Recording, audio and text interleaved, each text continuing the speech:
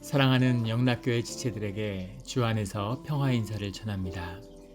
오늘은 10월 6일 화요일입니다. 오늘의 묵상 본문은 예레미야 20장 1절로 18절까지의 말씀입니다. 오늘의 본문 말씀 20장 1절부터의 말씀은 이렇게 시작합니다. 임멜의 아들 제사장 밧스홀은 여호와의 성전의 총감독이라. 그가 예레미야의 이 일을 예언함을 들은지라. 밧솔이 총감독이다 라고 나오는데, 총감독이라는 건 파키드라는 말을 번역한 것입니다. 파키드라고 하는 것이 이제 감독관, 감시자 이제 이런 뜻이죠. 총감독이다 이렇게 해석을 했는데, 총감독이라는 건 좀 어원이 그렇고, 제사장 중에 이런 제사장 성전을 관리하는 그런 책임을 가진 그런 사람인 거죠. 근데 그가 예레미야의 예언의 말씀을 들은 것입니다. 2절에 이에 밧솔이 선지자 예레미야를 때리고 여호와의 성전에 있는 베냐민 문 위층에 목에 씌우는 나무 고랑으로 채워두었더니, 밧솔이 선지자 예레미야를 때렸다라고 나오는데, 어떤 그 해석에 보면 이것을 때리게 했다 이런 식으로 이렇게 쓰여 있습니다. 근데 본문은 정확하게 이제 그 능동이에요. 피동이 아니라 이렇게 사역형이 아니라. 그래서 밧솔이 예레미야를 이제 직접 때렸다는 사실을 알 수 있는 거죠. 사람 시켜서도 아니고, 또 제사장이 선지자를 때린다는 것도 황당한 이야기죠. 본인이 직접 때렸다는 걸 봐선 밧솔의 성품이 어떤 사람이었는가 하는 것을 우리가 엿볼 수 있는 대목입니다.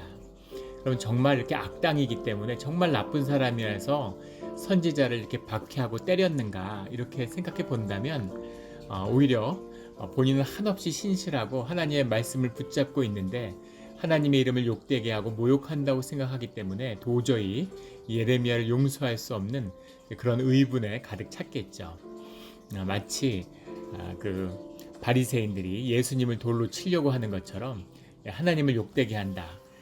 내가 아는, 내가 듣고 있는, 내가 하나님의 말씀이라고 믿는 것을 흔들면 용서하지 않는다, 이런 마음이 밧솔 가운데 있는 것이죠.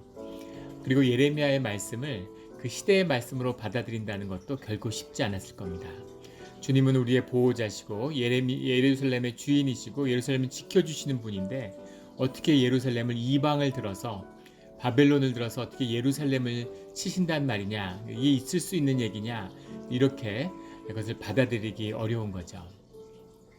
그래서 예레미야를 박해하는 것입니다. 예레미야를 때리고 직접적으로 물리적인 폭력을 가하는 거죠.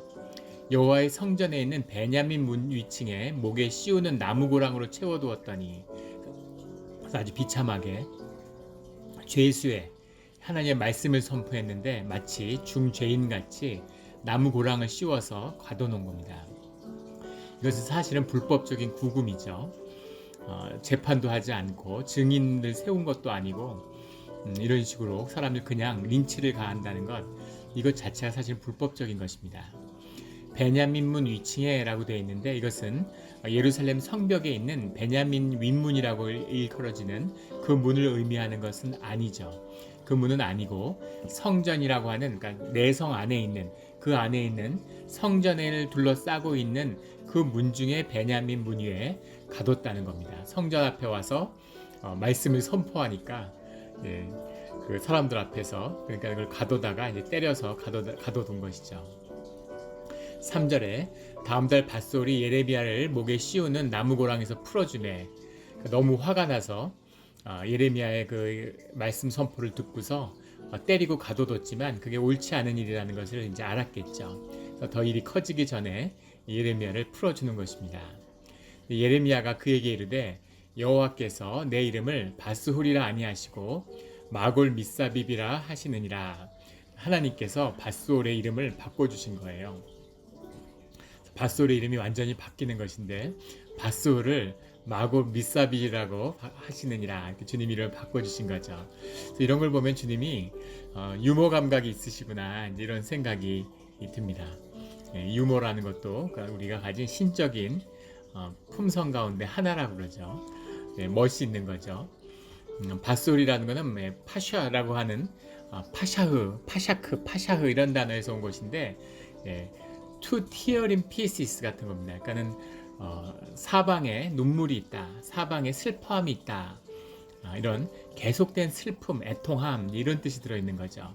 근데 마골 미사빕이라는 건 마골, 미크, 사빕 이렇게 붙어 있는 거죠.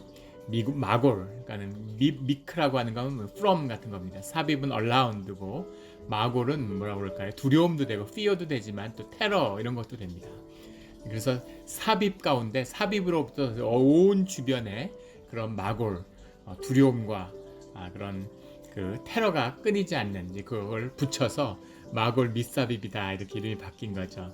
작은 슬픔, 눈물이 사방에 눈물이다, 이렇게 사방에 공포와 그런 테러가 가득하다 이렇게 훨씬 심한 이름으로 이제 바꿔주신 거예요. 근데 이제 밧솔이 행한 폭력에 대한 그런 풍자 같기도 하고, 또 밧솔의 이름이 밧솔이 사실은 예루살렘의 저주를 여는 그 통로가 되었다. 밧솔의 그 거짓된 예언으로 말미암아서 예루살렘의 모든 사방에 주님이 이미 선포하신 말씀처럼 모든 곳에 고통과 징계가 가득하다 이제 그런 뜻도 되고, 또 밧솔이라는 이름이 가진 그 연민과 애통함인데 너의 삶에 애통과 연민이 있는 게 아니라 테러와 공포가 가득하다. 이제 그런 은유가 담겨 있는 어떻게 보면 되게 유머러스하고 어떻게 보면 되게 비극적인 그런 이름이죠. 블랙 유머라고 그러죠. 그런 게 연상됩니다.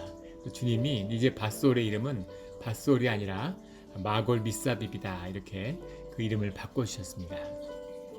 그리고 여호와께서 말씀하시되 내가 너로 너와 내 모든 친구들에게 두려움이 되게 하리니 그들이 그들의 원수들의 칼에 엎드러질 것이요 내 눈은 그것을 볼 것이며 내가 온 유다를 바벨론 왕의 손에 넘기리니 그가 그들을 사로잡아 바벨론으로 옮겨 칼로 죽이리라. 너와 내 모든 친구들 제사장들을 주님이 징계하겠다 이렇게 선포하시는 거죠.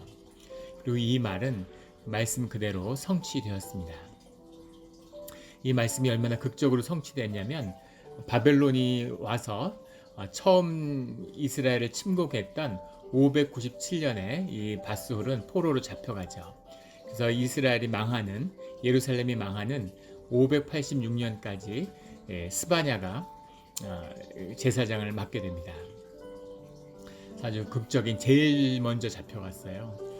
그러니까 참 그것도 하나님의 징계의 말씀이 확실히 성취되었음을 보게 됩니다. 6절에 밧솔아 너와 내 집에 사는 모든 사람이 포로가 되어 옮겨지리니 내가 바벨론에 이르러 거기서 죽어 거기 묻힐 것이라. 너와 너의 거짓 예언을 들은 내 모든 친구도 그와 같으리라. 너의 거짓 예언을 들었다. 거짓이라는 말이 쉐케르라는 말인데 예레미야에 가장 많이 나오는 말이죠. 선지서의 중심을 이루는 단어입니다. 거짓을 배격하는 것, 우리가 뭘 쥐어짜내서 거짓말을 한다 이런 의미가 아니라 우리의 삶의 모든 것이 거짓입니다.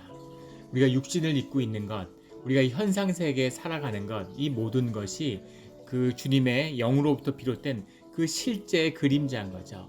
그래서 우리가 무엇을 하든 그것은 다 그림자고 거짓이에요. 주님과 함께하는 순간, 주님이 우리 가운데 머무는 순간, 주님이 우리에게 허락하시는 시간과 순간만이 우리가 실제로 경험하는 우리의 진실이 되는 겁니다. 그래서 주님 앞에 진실함으로 나가야 된다는 얘기는 우리가 내 것을 아무것도 꾸미지 않고 있는 그대로의 모습으로 나간다는 거죠. 그렇게 나가도 거짓이죠. 아무리 진실되려고 노력한다고 해도 그 진실되려고 하는 그 마음도 사실은 거짓이죠. 그것이 종교개혁에서 얘기하는 전적인 타락입니다. 우리가 우리 스스로의 구원을 이루어갈 수 있는 가능성이 나에게는 나땡이라는 거죠. 내가 무엇을 생각하던 무엇을 결심하던 바벨론이 모든 사람이 주님을 버릴지라도 저는 주님을 버리지 않겠습니다. 이렇게 고백할 때 그 마음은 자기에게는 진실이고 자기 마음에는 정말 변함없는 확고한 의지였겠죠. 하지만 베드로가 주님을 제일 먼저 버리게 됐죠. 이것이 인간의 진실인 거죠. 주님을 나는 버리지 않겠습니다. 정말 아름다운 선언이지만 거짓인 겁니다. 오직 저는 자격이 없는 죄인이오니 주님은 저를 불쌍히 여겨 주시옵소서. 우리는 그런 고백을 드릴 수밖에 없는 것이죠. 밧솔의 비극은 밧솔이 말씀을 읽지 않는 사람이 아니겠죠. 뭐 제사장으로서 성실할 수 있고 뛰어난 지도력을 가진 사람일 수도 있습니다. 어떤 사람이었든 간에 살아계신 하나님의 음성을 통해서 주의 말씀을 듣지 못했다는 것, 이것이 밧스홀의 거짓인 거죠. 그런데 문제는 그 거짓 예언을 듣고 그 거짓 예언을 믿은 자들, 그 모두가 밧스홀과 같은 운명 가운데 들어간다라는 말씀입니다. 이 말씀이 무서운 말씀이죠. 어떤 말씀을 받고 살아있는 진실된 주님의 말씀을 붙잡느냐, 그것을 믿느냐, 그 말씀을 믿는 자는 그 말씀의 길이 열리는 것이죠. 거짓, 종교의 거짓된, 성령님이 역사하지 않는 거짓된 말씀을 붙잡고 있는, 거짓 예언을 붙잡고 있는 자들은 그 예언과 함께 망하게 된다, 함께 썩어지게 된다라는 것입니다. 근데 이 예레미야의 선언을 받아들이기가, 우리는 역사서를 읽고 그 앞뒤를 다 아니까 이때 사람들이 이렇게 완악해서 왜 예레미야 이야기를 듣지 않을까? 현상의 눈으로 아무리 봐도 예루살렘이 망할 거라고는 상상도 할 수 없는 겁니다. 거기다 아수르의 절체절명, 세계 대제국이 쳐들어온 아수르의 침략을 막아냈어요. 그것을 막아내고 요시아 때 부흥을 경험했습니다. 그런데 이제 부흥하는 신생국인 바벨론, 그리고 밑에는 애굽이라는 아직 거대 국가가 있는데 바벨론에게 예루살렘이 망한다? 꿈도 꿀 수 없는 거죠. 그리고 지금은 전쟁이 닥쳐오지도 않고 바벨론이 쳐들어오지도 않은 때죠. 그러니까 예레미야의 말은 정말 허황되고 허무맹랑한 얘기고, 사람들에게 괜히 두려움과 공포를 심고 저런 하나님의 이름으로 사람들의 평화를 해치는 자다, 이러니까 잡아다가 때리고 그렇게 미운 거죠. 그런 모습은 충분히 상상해 볼 수 있습니다. 극적인 변화죠. 하나님의 역사의 섭리입니다. 1601년의 한국 역사에서 임진왜란 때 견주 여진이라고 그러죠. 지금 정확한 이름인지 기억이, 그 누르하치가 이끌던 청나라의 모태가 됐던 견주 여진이 맞는지 모르겠는데, 그 여진족 중에 한 부족이죠. 그래서 임진왜란 때 임진왜란의 종군에서 왜군과 맞서 싸우겠다 이렇게 청을 합니다. 그런데 이제 조선 왕조에서는 그것을 오랑캐들이라고 생각해서 철저히 무시하죠. 1601년에는 항상 이제 만주에 먹을 것이 없고 기근이 드니까 무역을 청하고 식량을 청하는 거죠. 그러면서 그걸 청한 글에 보면 자신들이 신라의 후손이고, 누르하치가 스스로를 신라의 후손이고 같은 민족이다, 조선을 다른 나라라고 생각해 본 적이 없으니까 우리를 한 백성으로 좀 품어달라, 이렇게 요구를 하는데 역시 오랑캐라고 그러고 그것을 단호히 단절합니다. 그 마음을 사기 위해서 붙들려간, 도둑들에게 잡혀간 그런 조선인들을 금을 주고 사다가 그걸 다시 조선에 돌려보내는 그런 성의를 표했는데, 그 성의를 표했음에도 불구하고 이 산에서 인삼을 캐던 이런 여진족들이 발견되면 전부 목을 쳐서 죽이는 그런 만행을 조선 왕조가 서슴지 않았죠. 임진왜란 와중에는 노토 여진이라고 하는 그 여진족을 정벌하게 됐습니다. 참 가슴 아픈 건 한국 역사의 불행인데, 그 불행이 자꾸 반복되는 것 같아요. 그런 역사의 격동기에 항상 무능하고 그런 용렬한 지도자들이 한국에 꼭 있는 거죠. 선조가 그랬고, 인조가 그랬고, 조선말에 고종 같은 건 정말 끝판왕이죠. 정말 요즘 말로. 왜 그럴까? 이런 불행한 역사의 저주가 끊어져야 되는데, 노토 여진을 정복한 것도 그렇죠. 노토 여진을 조선 왕조가 정벌했기 때문에 견주 여진이 여진의 패자가 된 겁니다. 노토 여진이 사실은 견주 여진을 견제하기 위해서 도와줘도 못할 판인데, 여진족이 어떻게 돌아가는지 전혀 몰랐던 거죠. 사실 몰랐던 게 아니라 그 내막을 알고 보고하는 그런 신하들의 장계가 있었는데, 왕이 그런 것을 이제 거들떠보지 않았던 겁니다. 그래서 결국은 1616년에 청이 건국할 때 그것을 무시했던 조선이 36년에 병자호란을 겪고 300국어도 왕이 나가서 오랑캐라고 멸시하고 상대 안 하다가 그 앞에서 머리를 9번 땅에 찍고 3번 큰절을 하고, 그리고 4대로 여진을 섬기게 되는, 오랑캐라고 멸시하던 사람을 섬기게 되는, 그때까지 딱 20년이 걸렸죠. 국제 정세가 정말 상상할 수 없는 조선의 멸시를 받던 여진족이 조선이 사대하던 아버지의 나라로 섬기던 명나라를 무너뜨리고 정벌하는 그런 걸 보게 되는 거죠. 이게 급변하는 이제 국제 정세입니다. 지금 아직 이 바벨론이 그렇게 강성한 국가로 떠오르는 것을 이제 받아들이지 못하고 있는 거죠. 근데 예루살렘이 바벨론이 망한다는 얘기를 어떻게 받아들이겠습니까? 지금 많은 경제학자들이 10년 안에 미국이 이 기축 통화를 상실할지도 모른다. 이제 그런 예측들을 많이 하고 있어요. 그래서 어떻게 그런 일이 설마 그런 일이 있을까?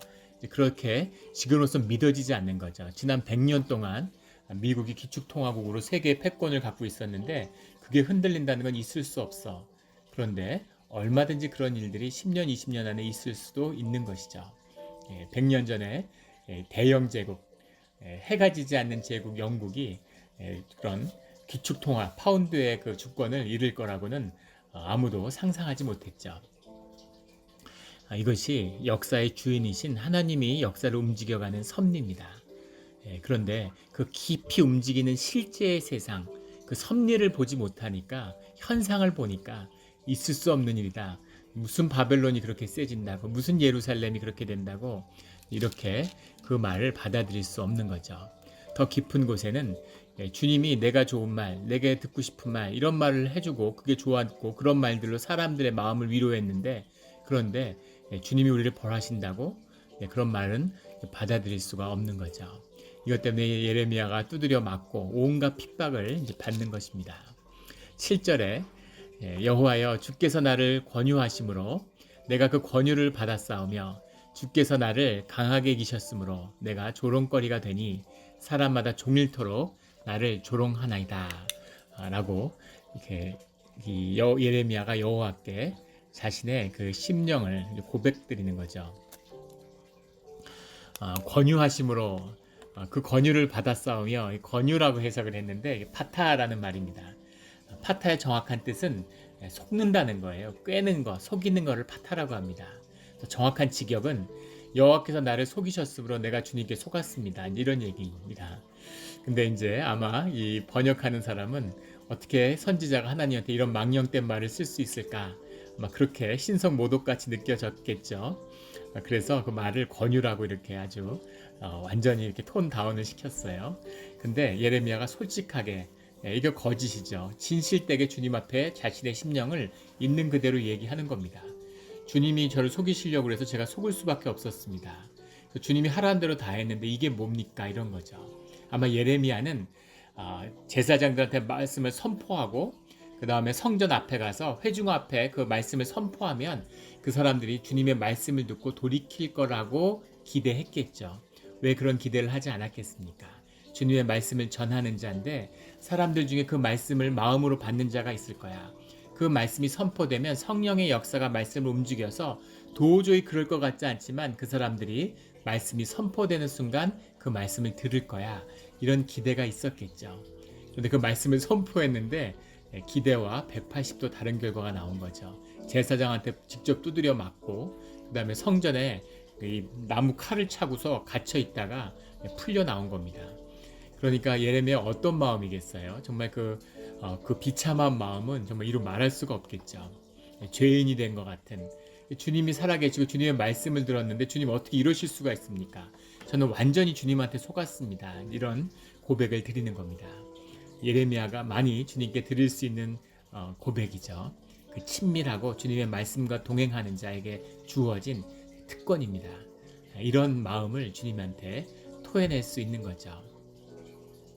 8절에 내가 말할 때마다 외치며 파멸과 멸망을 선포함으로 여호와의 말씀으로 말미암아 내가 종일토록 치욕과 모욕거리가 됨이니이다. 주님의 말씀을 전한 것 때문에 내가 치욕을 당하고 모욕이 되고 있습니다. 그것 때문에 온갖 핍박을 다 받습니다.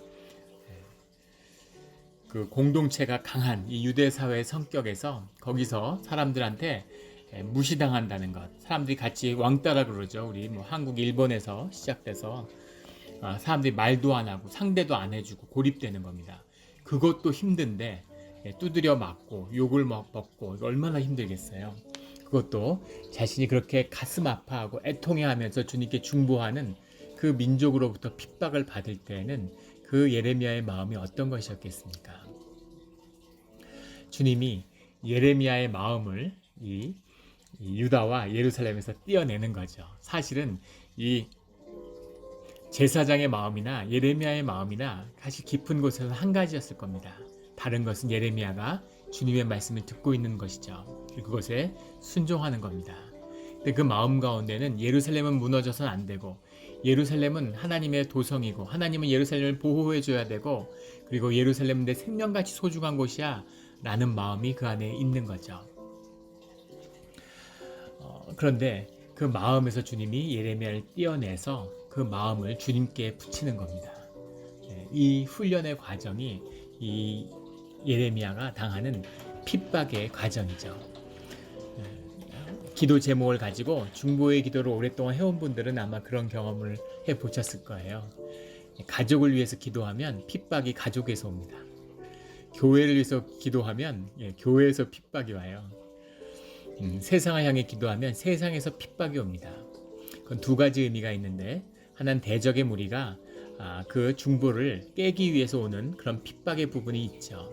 동시에 그 우리가 중보하는 것 안에 그 깊은 곳에는 사실은 우리 마음이 거기에 묶여 있다고 하는, 내 마음이 심령이 거기에 어태치되어 있는 부분이 있는 거죠. 그런데 그것이 진정한 중보와 주님의 사역이 되기 위해서는 그 어태치된 마음을 끊어내서 그 마음을 주님께 갖다가 붙이는 겁니다. 그래야 주님의 역사가 그 가운데 일어나는 것이죠. 예루살렘을 징계하고 멸망하는 것이 다시 새 예루살렘의 성전이 다시 회복되고 하나님이 머무시는 도성으로 거듭나는 그 비밀이 사실은 이 징계와 하나님의 사역 가운데 있는 것이죠. 그래서 사실은 하나님의 마음도 예레미야와 하나인 것입니다. 하지만 그것을 이루는 방법을, 그 길을 이루어내는 그 일의 모든 그 중심과 그 능력이 주님께만 있는 것이죠. 그래서 주님이 하시는 일이 옳은 겁니다. 그리고 주님을 따라가야 되는 거죠. 하지만 그것을 따라가고 있는 예레미야의 그 비통함과 슬픔이라는 건 이루 말할 수 없는 것이죠. 주의 자녀들은 이런 길을 갈 때가 있습니다. 이런 핍박을 받을 때가 있어요. 우리 기독교의 역사에서도 많이 보게 되는 거죠. 하지만 그것이 복된 길이고 그것이 주님의 길입니다. 그것을 믿고 천국의 보상을 믿고 주의 이름으로 핍박받는 자에게 주어지는 그런 면류관이 있는 것이죠. 그것이 우리 삶의 보상이고 답이 된다는 것을, 그것을 받아들이고 그것에 순종하며 살아가는 것, 이것이 믿음의 길이죠. 물론 모든 이런 일만 있는 것은 아니고 땅에서도 상을 받고 땅에서도 다윗에게 허락했던 그런 축복도 주님이 주시는 분이죠. 주님이 그런 좋은 것을 주시기를 원하십니다. 하지만 주님이 좋은 것을 주셔도 축복을 주셔서 그걸 땅의 저주와 바꾸는 우리의 모습이 문제인 것이죠. 늘 주님에게서 좋은 것을 받는, 주님에게서만 받을 수 있는 축복을 누리며 가는 우리 모두가 되기를 주의 이름으로 축원합니다. 우리가 앞으로 가는 길은 힘든 길일 것입니다. 우리 기독교, 특별히 교회가, 개신교회가 굉장한 어려움을 겪는 시대를 우리가 지나가게 될 거예요. 예전에 그런 시절이 있었나 싶을 만큼 교회들의 많은 어려움들이 있을 겁니다. 그러나 정말 주님을 사모하며 주님의 말씀을 듣는 자들만이 남아서 남은 자의 역사로 주님의 길을 가는 것이죠. 그 길은 복된 길입니다. 그 길은 힘든 길이고, 그 길은 좁은 길이고, 그 길은 고난의 길이지만 그 길은 축복의 길이고, 그 길은 구원의 길이에요. 그래서 그 길을 가는 것입니다. 10절에 나는 무리의 비방과 사방의 두려워함을 들었나이다. 무리의 비방과 사방의 두려워함을 들었나이다. 이렇게 해석을 해가지고 마치 사방의 모든 사람들이 예레미야의 이야기를 듣고 두려워하는 것을 보는 것 같은 그런 오해를 할 수 있죠. 정확한 해석은 나는 무리가 속삭임을 들었는데, 뭐라고 속삭이냐면 마골 빕사빕이다 라는 말을 들었다 이겁니다. 그러니까 마골 빕사빕이라고 하는 말이 마골 미사빕, 빗사빕이죠. 마골 빗사빕이라고 하는 말을 이 제사장의 이름과 바꿔준 이름인데, 밧수호를 마골 빗사빕이라고 이름을 하나님의 말씀을 듣고 예레미야가 바꿔줬는데, 사람들이 예레미야를 보고 마골 빕사비브, 예레미야의 이름이 마골 빕사비브로 바뀐 거예요. 사람들 사이에서는. 예루살렘에서는 예레미야가 지나가면 사람들이 쑥덕쑥덕 하는 겁니다. 모여서 야 저기 마골 빕사비비 간다 이렇게 얘기하는 거예요. 하나님이 제사장 이름을 바꿔줬는데 사람들이 내 이름을 이걸로 바꿨습니다. 이것이 정확한 현실인 거죠. 지금 현실이라고 하는 건 이제 현상이지만 지금 눈으로 육으로 경험하는 그런 현상인 겁니다. 그들이 이르기를 고소하라 우리도 고소하리라. 우리가 너를 마골 빕사비비라고 얘기하고 비방하는 것 그것을 예레미야 보고 고발하라는 거죠. 그럼 우리도 너를 고발해서 우리가 너와 같이 다투자 이러는 겁니다. 이런 다툼에 말려 들어가면 안 되죠. 내 친한 벗도 다 내가 실족하기를 기다리며 그가 혹시 유혹을 받게 되면 우리가 그를 이기어 우리 원수를 갚자나이다.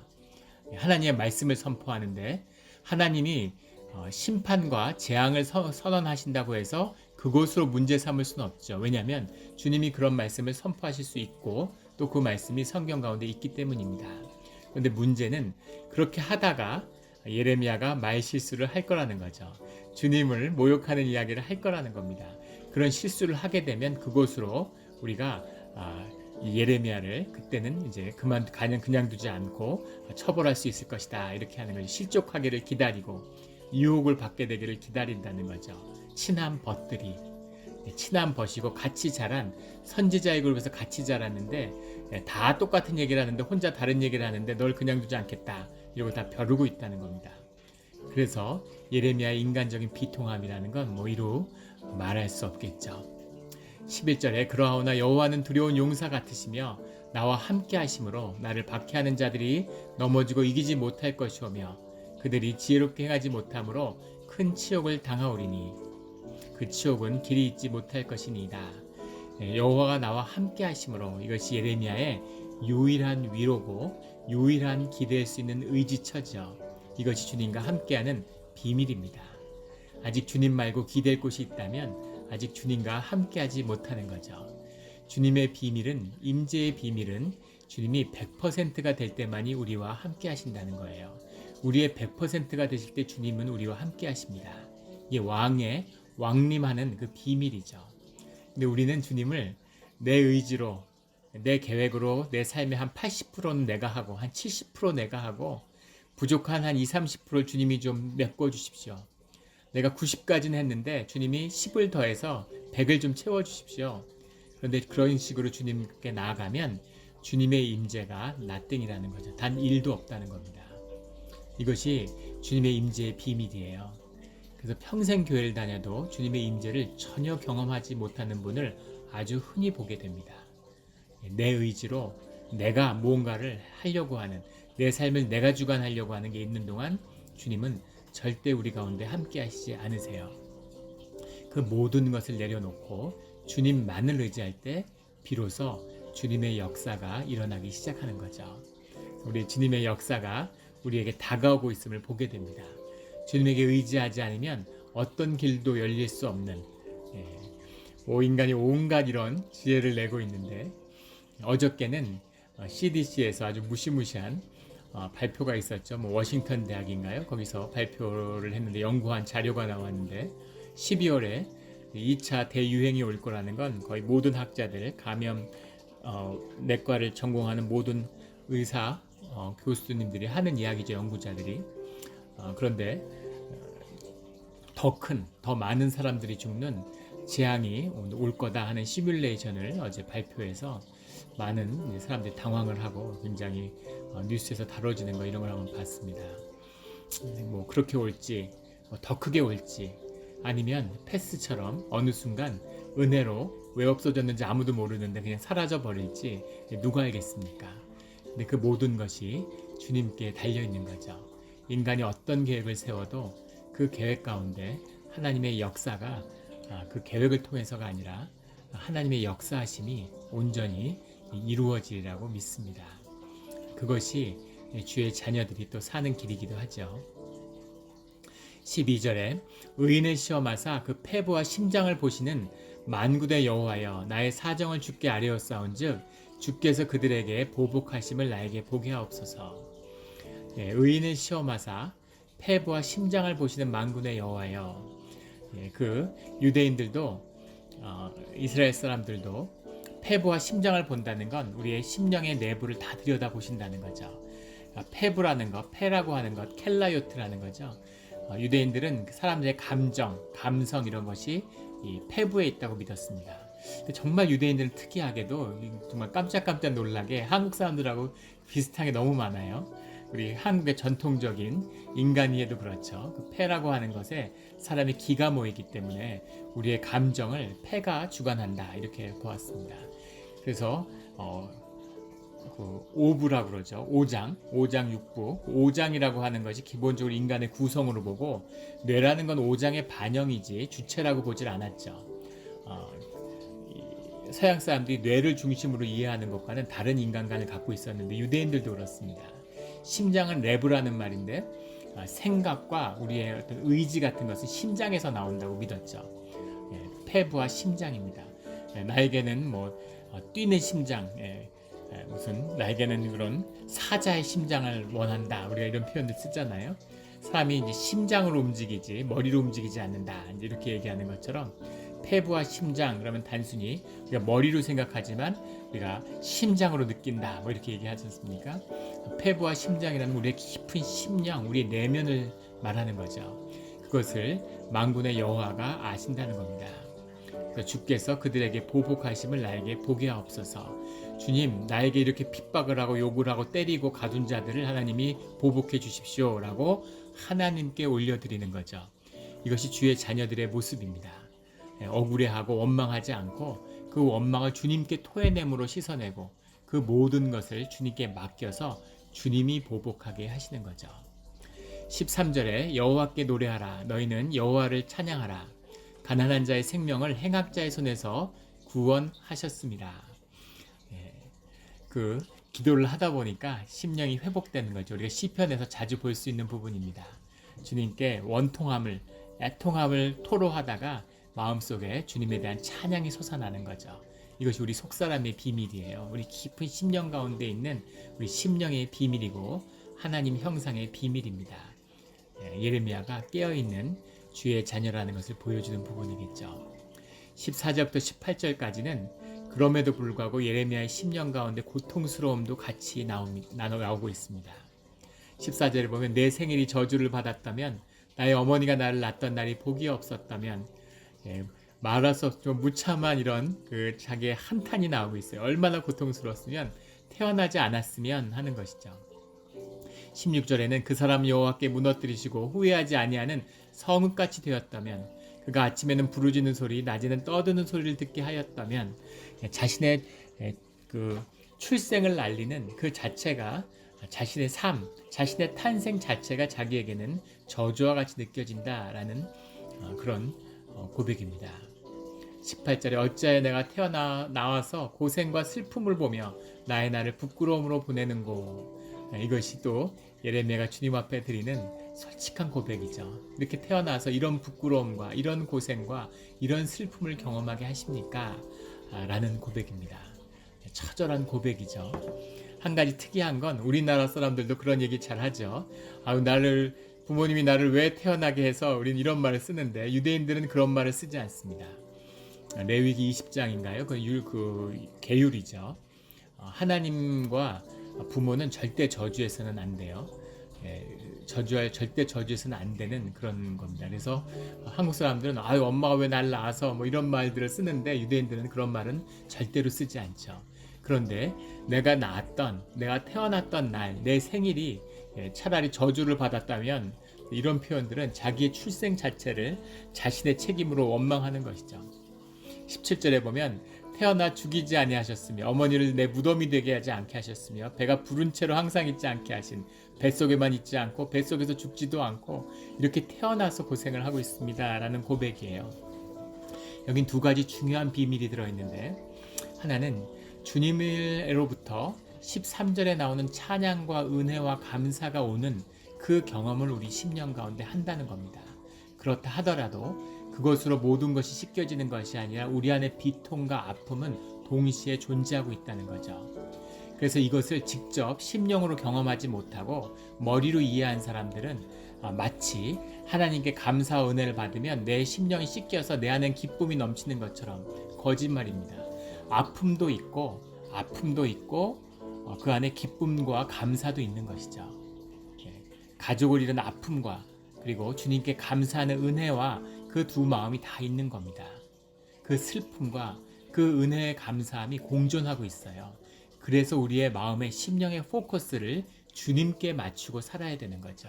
말씀에 맞추고 살아야 되는 겁니다. 하나님의 믿음이 있다고 해서 염려와 근심이 싹 사라지고 내 안에 믿음만 넘칠까? 그런 사람이 있다고 얘기한다면 그것은 거짓입니다. 그렇지 않아요. 거짓과 우리 안에 염려와 근심과 걱정이 계속 옵니다. 그런데 우리 안에는 믿음과 소망이 있죠. 그래서 믿음과 소망을 주시는 주님께 포커스를 맞추고 우리의 마음을 주님께 내어드리며 하루하루를 결단하며 살아가는 삶, 그것이 신앙의 길인 것이죠. 또 하나 중요한 것은 이 예레미야가 겪는 이 애통한 아픔, 이 애통해하는 마음, 이것이 주님의 마음을 경험하는 신앙의 길이라는 거예요. 주님이 우리 사도 바울에도 몸에 가시를 주었다. 너의 은혜가 너에게 족하다. 이런 말씀을 하시죠. 깊은 아픔을 마치 그 배 닷을 내리는 것처럼 그 아픔으로 주님의 심령에 닷을 내리는 겁니다. 주님의 애통함을 우리가 애통해하는 것, 이것이 주님을 경험하는 심령의 비밀입니다. 더 중요한 것은 이 아픔과 애통함이 우리의 심령의 진실이라는 거예요. 삶이라는 건 아프고 애통한 것이죠. 그 애통함을 깊이 경험한 사람이 주님을 만나는 겁니다. 이 애통함을 깊이 경험하고 그 진실함 앞에 서 있는 사람이 자신의 에고를 다룰 수 있어요. 자기 에고를 십자가에 못 박는다는 그 표현, 나의 십자가를 내가 진다고 하는 표현은 결국은 내 에고를 다루는 것입니다. 내 에고를 죽이는 거. 에고가 죽지 않습니다. 죽이고 또 죽이고 못 박고 또 못 박는 것이죠. 사도 바울이 매일 나는 십자가에 나를 못 박는다. 우리는 매 시간 못 박아야 되는 거죠. 못 박고 또 못 박아도 살아나는 것입니다. 이 모욕과 이 고생과 이 슬픔과 이 부끄러움 가운데 나의 에고가 다루어지는 거죠. 이 고난의 시간, 이 광야의 시간을 지난 자가 가난한 자로, 심령이 가난한 자로 주님 앞에 서는 것입니다. 이것이 주님이 주의 자녀를 인도하는 비밀이에요. 그 비밀이 우리 가운데 풀려서 진실한 길을, 주님과 함께하는 길을, 주님만이 위로가 되는 길을, 그 길을 가는 우리 모두가 되기를 예수 그리스도의 이름으로 축원합니다. 아멘.